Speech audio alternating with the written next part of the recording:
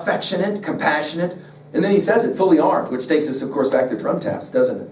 I announce a life that shall be copious, vehement, spiritual, bold. Remember in Song of Myself 46, I will you to be a bold swimmer. I announce an end that shall lightly and joyfully meet its translation. Of course, translations will be used later. Translation itself, the word's used only one time. It's translations here at the very end of this. In other words, you're going to know. I'm sometimes asked, how do you know that your teaching is effective to high school and to young college students? To which I will respond, well, you can't know that until they're 30. And here's why. It takes at least 3 decades to figure out who you are and why you are and what it is you're going to care about. And in the process of learning that over 30 years, then and only then can we find out what kind of real person, what kind of character, what are you going to come to in your fruition?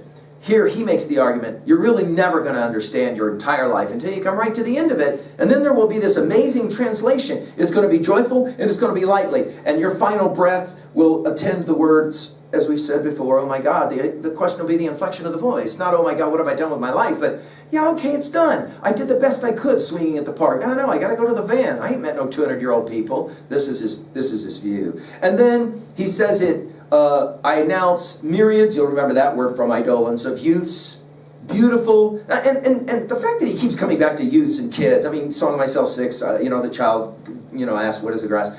That's why I think, guys, I've challenged you to be readers of Leaves of Grass. Because if you're old, and of course we're going to get to old men and women in this poem, but if you're old, this will remind you of what it was like to be young and why you loved it so much. And if you're young, here's the challenge to you. Myriads of youths, beautiful, gigantic, sweet-blooded, right? He says, announce a race of splendid and savage old men. You'll remember splendid from For You, Old Democracy, and you'll remember old men as an old soldier, and finale to the shore, right? Oh, thicker and faster. Of course, faster makes us think of Passage to India. And then again in parenthetics, so long. Oh, crowding too close upon me. I told you about close and close, how he loves to do that. I foresee, now Whitman the prophet, too much. It means more than I thought, and then it's almost like it's overwhelming. It appears to me, I'm dying. You'll remember this is exactly what Hamlet says to Horatio at the very end of Hamlet, right? I am dying. And then, of course, the word hasten, throat, and sound your last. In other words, it's almost as if, I gotta hurry, I got a few more things to say. Hasten, throat, and sound your last. Salute me. Go back to starting from Pomenock 6 and see that phrase. Salute me. Salute the days once more. And then peal, the old cry, once more. Song of Myself 41 will play around with peal. And then, now he's going to give us, it's almost like just pop, pop, pop, pop, pop. Watch the rhythms here. It's brilliant the way he plays this game. Screaming takes us back to Old Feuillage. Screaming electric, remember that when it's A Song of Sunset. The atmosphere using, at random glancing, all these ing words, right? Each as I notice absorbing, swiftly on but a little while alighting. Curious, Song of Myself 4. Enveloped, messages delivering. Sparkles hot. Now all of a sudden it's going to get very interesting, almost autoerotic. Some have read this as masturbatory or autoerotic reading, right? Sparkles hot, seed, ethereal.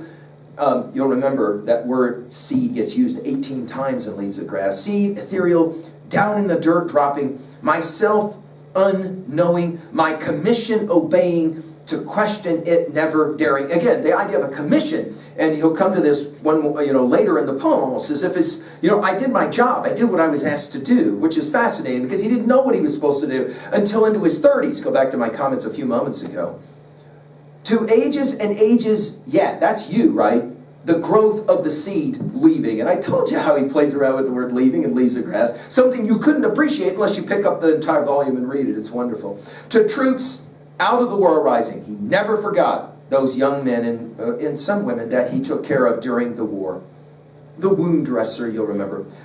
The tasks I have set, promulging. Promulging gets used one and only one time in Leaves of Grass, and here it is. To women, certain whispers, again, that use of that word, of myself bequeathing. Go back to Song of Myself 52 and his use of the word bequeath. Their affection, back to the adhesiveness thing. Me more clearly explaining. to young men. Notice, so he goes from the young women to the young men. My problems offering. And then he'll say it, no dallier. By the way, this is the only time that word gets used in Leaves of Grass.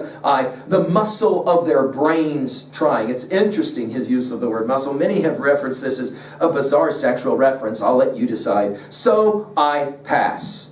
A little time, back to that idea. Vocal, visible, contrary. Notice his trinities, always playing with them. Afterward, a melodious echo, which takes us, of course, back to starting from Palmach 18, how the loud echoes of my, hear the loud echoes of my song.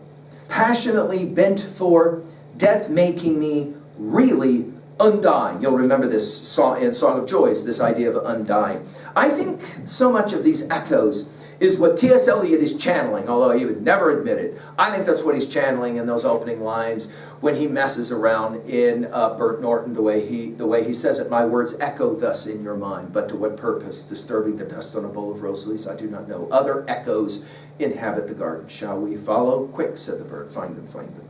We've given full lectures on 4 quartets at learnstrong.net if you want to run that one to ground. The best of me, then, when no longer visible, and I think this is what all artists, so many of you are artists, this is what you long for. That you come to the end and you say, I did the best I could. I gave the best I could. And this is the best of me. The best of me then when no longer visible. For toward that, I have been incessantly preparing. And you'll remember incessantly from Give Me the Splendid Silent Sun, incessantly asking, you'll remember. And this preparation will take us, preparing will take us to starting from Palmach 17. In other words, it's all about evolution.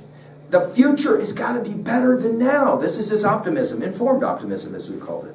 And then he'll ask these, back to the rhetorical questions. What is there more that I lag and pause and crouch, extended with unshut mouth? In other words, what else do I have to say? Which is why some people believe this should be the last poem in all of the deathbed edition of Leaves of Grass. You'll remember lag from Song of the Rolling Earth, Part 1. The earth neither lags nor hastens. This idea of crouching and then extending with unshut mouth, why would I do any of that? In other words, I've tried to say everything I could say. Go back and read the opening lines of Song of Myself 1 and just hear all the echoes that he said he was going to try, ceasing not till death, you remember he said. Is there a single, final farewell? Well, that's an interesting question, and I think that sets up the annexes, quite frankly, because we're going to get farewell one more time at the very conclusion, the very quote-unquote last poem of Leaves of Grass, and I love all those poems as well. Guys, I love all the poems in Leaves of Grass, so when we come to that very last one, farewell, we'll come back and remember he used the word here. And then he'll use the word cease. My song cease. Again, Song of Myself, passage 1, hoping to cease not till death. You'll remember he said, I abandon them. But abandon is a strange word here because it's almost like he's presenting, right? I gotta go. From behind the screen, now there's a whole lot that's been made of this line. Where I hid, I advance personally, solely to you. This behind the scene, you'll remember from Song of the Open Road. Out from behind the screen, you'll remember, and here it is, from behind the screen where I hid. Why was he hiding? So many biographers have tried to answer that question. And then he uses the term that we're so familiar with, and that's why so many students love to read all of Leaves of Grass to get to this moment, because they'll smile when they hear Camaretto one more time. Song of the Open Road obviously comes to mind. And then he says it. What have you been doing? This is such a Socratic question, because this is no book. That is to say, Leaves of Grass. Who touches this, touches a man. Now, of course, go back to Song of Myself 19, the touch of my lips. He loves the idea of touching, grasping, embracing, right? And then it's as if he wants to whisper just to you. So the parenthetics, is it night? Are we here together, alone? You'll remember together, Song of Myself 22, we must have a turn together, right? And then it is I, you hold, and who holds you? Again, this Song of Myself 15 with firm holding comes to mind, right? Obviously, our reading of Brooklyn Ferry comes to mind as well. I spring from the pages into your arms. It's as if he jumps. And I've had students that say this, man, you know, when you read and study these poems, it is almost as if Whitman is jumping out of the page right at us. Decrease calls me forth. You'll remember decrease from Song of Myself 40. Not decrease shall dare to lay a finger on you. And then it's as if now the shift, And he says, as you're literally holding the book, and so many of you have asked, can we see the way you annotate your text? And so I'll do this just so you can see this, because it is heavily annotated. And the reason it's so heavily annotated is for lines like the ones, wait, look at how he talks about now us as readers.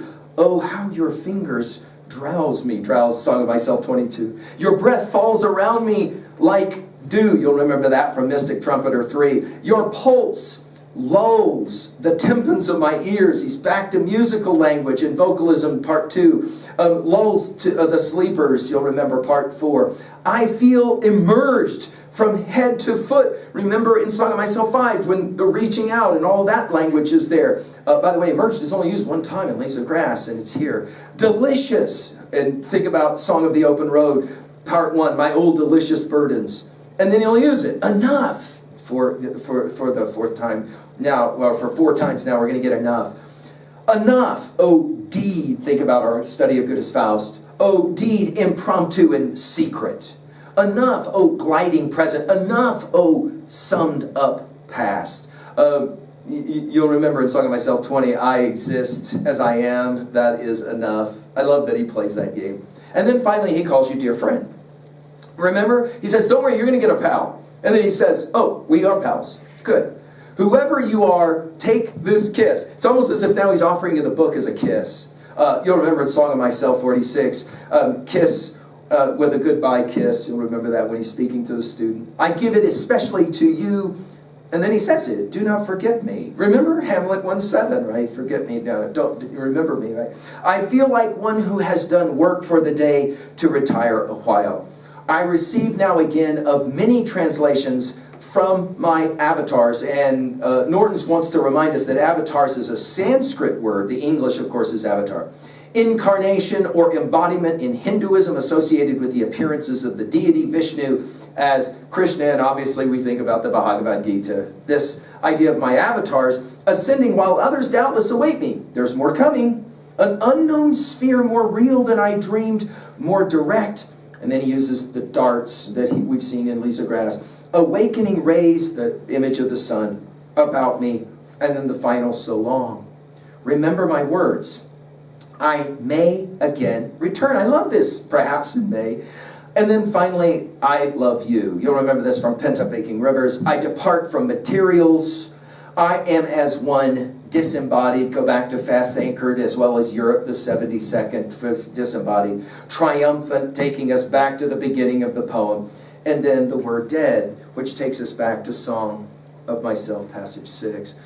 Hard to find a more brilliant poem. Hard to find a poem that can be so appreciated, especially if you've finished reading all these other poems and at 2A. How are we going to own this poem? The message, the theme here, I think, is that death can't be the final word on life. There is so much more. And Whitman wanted us to recognize the beauty, the preciousness of our life. It is so important. It is so precious. At 2B, I love all the echoes. It really is truly a final poem. And it feels like that, doesn't it? At 3A, well, guys, we could go in so many directions, but I like the idea of mentioning Hamlet here. Go back and reread and restudy Hamlet with me at learnstrong.net and then pick up this poem again. It's quite compelling. Finally, at 3B, for you to own a poem like this, to what degree do you feel like you have touched Walt Whitman? And to what degree do you feel like you've been kissed by Whitman? That is to say, challenged. I'm hopeful that that's the case. Well, we now move on, because this really isn't the end. Hurrah for us, right? This really isn't the end. We got 89 poems left. We've got the Annex 1 called Sands at 70. We got 58 of those poems, depending upon how you count them, because we're going to put the Navasink together. And the second Annex, that's called Goodbye My Fancy, and there's 31 there. And before you know it, we'll be to that last poem, Goodbye. Thank you very much.